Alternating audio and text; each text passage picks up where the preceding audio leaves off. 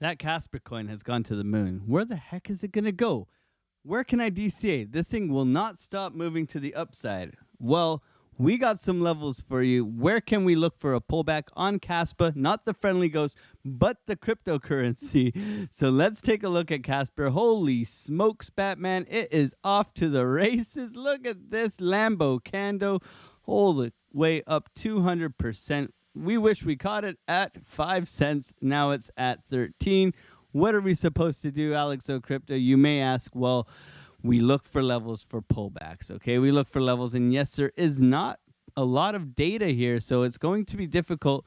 We can see we got this parabolic push upwards, and then kaboom, off to the races we went. However, there was some stops along the way, and I've gone through and taken a look at where we can look for price to pull back. So clearly, very clearly, we can see here that this is our key level of support here at the top of this beautiful ascending triangle that broke out to the upside and just didn't stop. Okay, beautiful, beautiful move.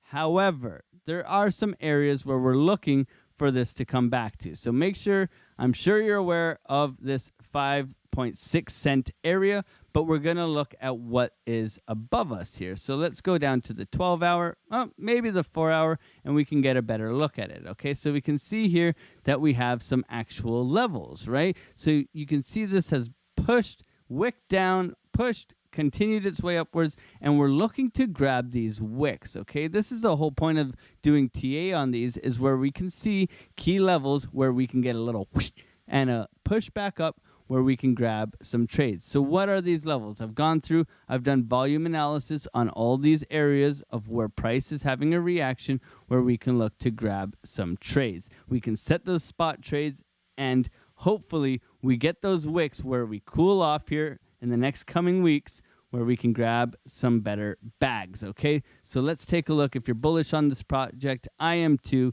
so I hope this gets to you well. Let's go from the bottom, and we can see that we simply have these key levels throughout where we can look to DCA, okay? We can look to DCA. Now, what are the key ones that you can see just visually? I always ask yourself, look visually at what you can see. Mark them red. Make sure that they're very apparent to you, because if we lose certain levels, we could be looking to go to the next level, okay? So we can see that these levels that I'm marking red right now are actually very critical for us to hold, okay? For us to hold. And we mark them red.